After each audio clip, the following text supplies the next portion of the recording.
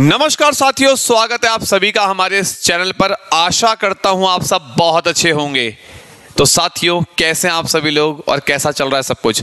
तो साथियों, मैं विशाल कुमार उपाध्याय दोबारा से आपके सामने एक जबरदस्त करंट अफेयर की वीडियो लेके आया हूं और टॉपिक का नाम आप देख सकते हैं, G7 समिट 2025 फेल्ड। अरे ये क्या हो गया?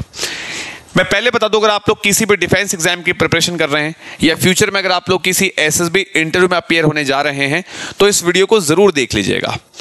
यहां से आपके पेपर में क्वेश्चन आने के भी चांस पूरे हैं और इस टॉपिक के बारे में आपसे आपके एसएसबी इंटरव्यू के अंदर भी पूछा जा सकता है। तो आइए साथियों, शुरुआत करते हैं सेशन की। साथियों, सेशन को शुरू करने से पहले मैं आपको बता दूं, मेरा नाम है विशाल कुमार उपाध्याय। पिछले 10 सालों से मैं डिफेंस और यूपीएससी के बच्चों को पढ़ा रहा हूं।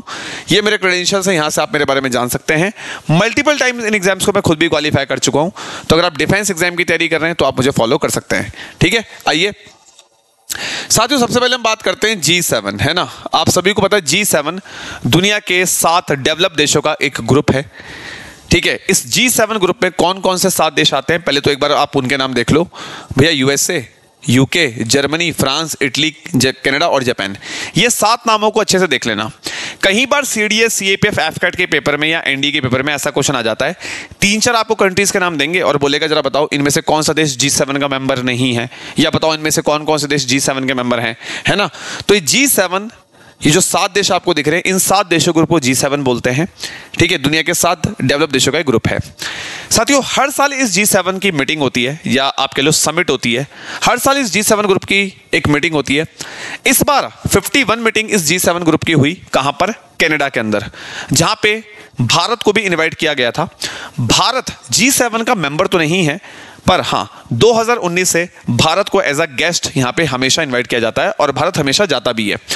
तो इस साल 2025 में G7 की जो मीटिंग हुई है या समिट हुई है, वो कहां पे हुई है? कनाडा में हुई है।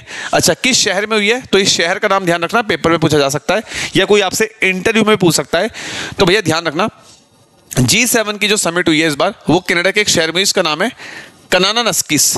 कनानानस्किस ये कनाडा के अंदर एक शहर है और यहां पे हुआ है इस बार का G7 सम्मेलन। ठीक है, अब यहां पे बात पढ़ते हैं आगे। ये बात हमारी हो गई। साथियों, सम्मेलन हमारा 16 से 17 जून चला। अब हमारा जो टॉपिक है वो ये है कि भैया इस बार का G7 समिट फेल हो गया क्या? सर फेल हो गया मतलब? फेल होने का मतलब ये है कि जिस मोटिव के लिए सारे लीडर्स मिले होंगे, इन 7 देशों के, जो 7 देश G7 के मेंबर हैं, जिस मोटिव के लिए ये 7 देशों के लीडर्स मिले होंगे, क्या वो मोटिव पूरा नहीं हुआ? आप सोचो कि 7 देशों के लीडर्स मिलकर इस मीटिंग को करते हैं, तो जो जो बातें होंगी कि हम ये करेंगे, इस बार वो करेंगे, ये बात करेंगे मीटिंग में, ये बात करेंगे, ये टारगेट होगा, इसका मतलब जो मोटिव थे वो किसी के पूरे नहीं हो पाए होंगे। जो उद्देश्य इस मीटिंग का होगा, जो ऑब्जेक्टिव इस मीटिंग का होगा, वो पूरा नहीं हो पाया होगा, तभी बात बोली जा रही कि मीटिंग फेल हो गई। आइए समझते हैं कैसे। साथियों, मीटिंग फेल कैसे हुई ये समझने से पहले मैं आपको एक चीज और बता दूं आपकी जानकारी के लिए। ये तो G7 मेंबर्स हैं जो मैं आपको बता चुका हूं। अब यहां पे आप एक चीज देख लीजिए, ये सारी की सारी वो कंट्रीज हैं जिनको G7 समिट के अंदर इनवाइट किया गया था इस साल, जिसमें कि आपको प्यारा भारत भी देखने को मिलेगा। तो भैया Australia, Brazil, India, Mexico, south Africa, south Korea, Ukraine, ध्यान से सुन लो, ये सारी की सारी वो कंट्रीज हैं जिनको इस बार G7 समिट में इनवाइट किया गया था। ये सब G7 के मेंबर्स नहीं है, इनवाइटी गेस्ट हैं, इनको इनवाइट किया गया था, जिसमें भारत भी है। अब आइए हम समझते हैं G7 इस बार फेल क्यों हो गया।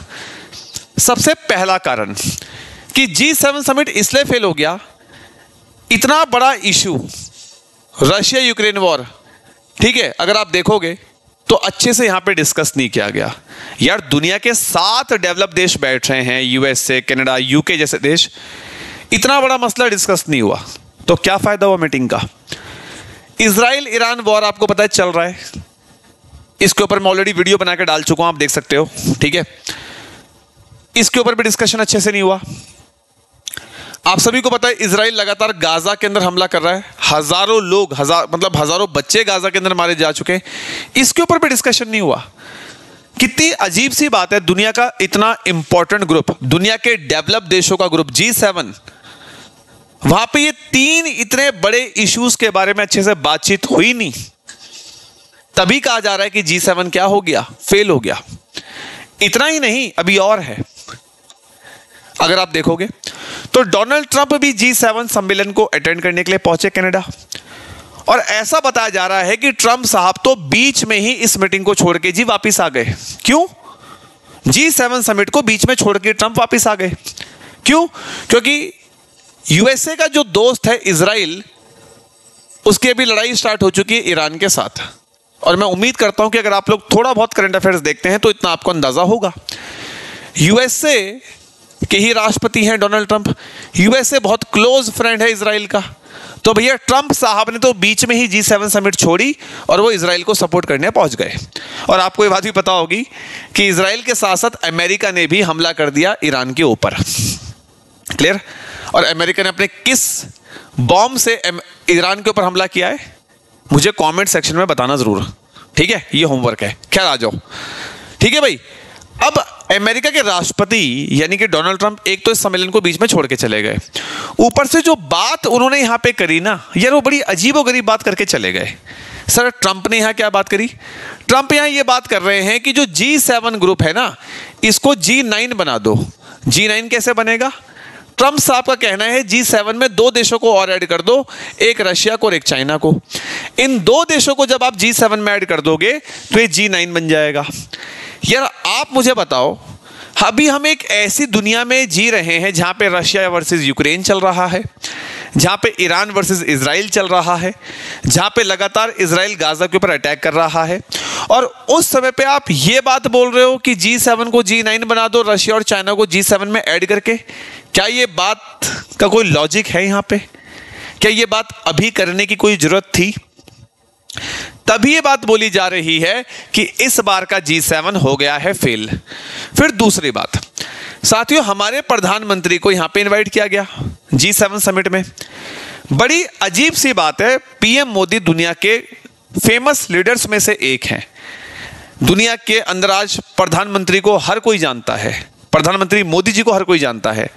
आप सोचिए कि प्रधानमंत्री मोदी जी को बिल्कुल लास्ट टाइम पर इनवाइट किया गया G7 समिट के लिए। कितनी अजीब सी बात है। तो यहां से दिखता है कि G7 समिट की प्लानिंग कितनी बेकार थी, इनका कोऑर्डिनेशन कितना बेकार था कि दुनिया के इतने बड़े लीडर को आप लास्ट मोमेंट पे इनवाइट कर रहे हो। तो यहां से आपकी दिख रही है प्लानिंग कितनी खराब है, ठीक है सर। उसके बाद साथियों इस G7 समिट में कोई भी जॉइंट स्टेटमेंट रिलीज नहीं हुआ। अब आप कहेंगे विशाल सर ये जॉइंट स्टेटमेंट रिलीज ना होने का क्या मतलब है? साथियों G7 में ये 7 देश आते हैं। अब आप देश देख लो, Canada, France, Germany, Italy, Japan, UK, USA, सब डेवलप देश हैं लगभग। अगर आप देखोगे तो जब भी G7 की समिट होती है ना, जब भी G7 की समिट होती है तो हर कंट्री कुछ बढ़िया बढ़िया सजेशंस देती है कि हमें ये करना चाहिए दुनिया को आगे बढ़ाने के लिए, हमें क्लाइमेट की प्रॉब्लम को सॉल्व करने के लिए ये कदम उठाना चाहिए, हमें रशिया यूक्रेन वॉर को रुकवाने के लिए ये स्टेप लेने चाहिए। मतलब ये कि जितने भी मेंबर देश हैं ना, ये कुछ ना कुछ सॉल्यूशंस, सजेशंस वगैरह देते हैं, ठीक है, कि हमें क्लाइमेट चेंज की प्रॉब्लम को सॉल्व करने के लिए ये करना चाहिए, हमें इस प्रॉब्लम को सॉल्व करने के लिए ये करना चाहिए। इस बार इन कंट्रीज ने कुछ सजेशंस, कुछ सोल्यूशन खास दिए ही नहीं। तो जब भी G7 की समिट होती है, ये सारे देश दुनिया को बेहतर बनाने के लिए कुछ अलग अलग सजेशन, सुझाव देते हैं, और उन सब सुझावों की ही लिस्ट को जॉइंट स्टेटमेंट बोलते हैं। इस बार ऐसा कुछ हुआ ही नहीं, किसी एक टॉपिक पर ढंग से बात हो ही नहीं पाई, इसलिए इस बार कोई जॉइंट स्टेटमेंट आ ही नहीं पाया। अब आप बताओ, अब आप समझ पा रहे हो कि क्यों बार बार ये बात बोली जा रही है कि G7 समिट 2025 की हो गई है फेल। मैं उम्मीद करता हूं आपको ज्यादा बेटर अब समझ में आ रहा होगा। अब यहां पे एक लास्ट इश्यू और है, इसको भी मैं आपके साथ डिस्कस कर लेता हूं। साथियों इस बार का G7 हुआ कहां पर? कनाडा के अंदर, ठीक है भाई। अब आप जरा यहां पे इंडिया और कनाडा का एक एंगल और देख लो। इस बार कनाडा के अंदर G7 की समिट हुई, ठीक है जी। आप सभी ने एक इश्यू सुना होगा जो भारत के अंदर बहुत फेमस है, ठीक है, जिसके बारे में आपने कई सारे टीचर्स के मुंह से भी पढ़ा होगा, है ना, खालिस्तान इशू। कई सारे टीचर से आपने पढ़ा होगा, सॉरी, है ना, खालिस्तान इशू। अब ये खालिस्तान इशू क्या है साथियों? दुनिया के अंदर कई सारे ऐसे लोग हैं जो इंडिया में से पंजाब को अलग करके एक नया देश बनाना चाहते हैं, खलिस्तान। ध्यान रखना, ऐसे लोग भारत के अंदर भी हैं, ऐसे लोग भारत के बाहर भी हैं, जैसे कि ऑस्ट्रेलिया में, कनाडा में, यूएसए में। मतलब ये यूएसए में, कनाडा में, ऑस्ट्रेलिया में, इंडिया में कई सारे ऐसे लोग हैं जिनका टारगेट है इंडिया में से पंजाब को अलग करके एक नया देश बनाना, खलिस्तान। अब हमारे कॉन्स्टिट्यूशन में क्या लिखा हुआ है?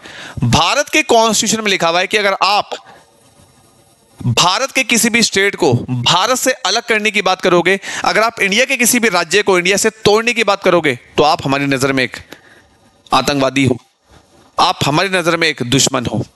आप, क्योंकि इंडिया के किसी स्टेट को आप कभी अलग करने की बात नहीं कर सकते। और अगर आप इंडिया के किसी स्टेट को तोड़ के कुछ बनाने की बात करोगे, इंडिया के किसी स्टेट को इंडिया से अलग करने की बात करोगे, तो आप इंडियन गवर्नमेंट की नजर में एक आतंकवादी से कम नहीं हो। साथियों, अब मैं आपको बता दूं, इस कनाडा के अंदर मैं आपको बता दूं, ध्यान से मेरी बात सुनना, कई सारे खलिस्तानी लोग रहते हैं। इस कनाडा के अंदर कई सारे खलिस्तानी लोग रहते हैं जो क्या करते हैं, कनाडा के अंदर बार बार नारे लगाते हैं खलिस्तान बनाने के।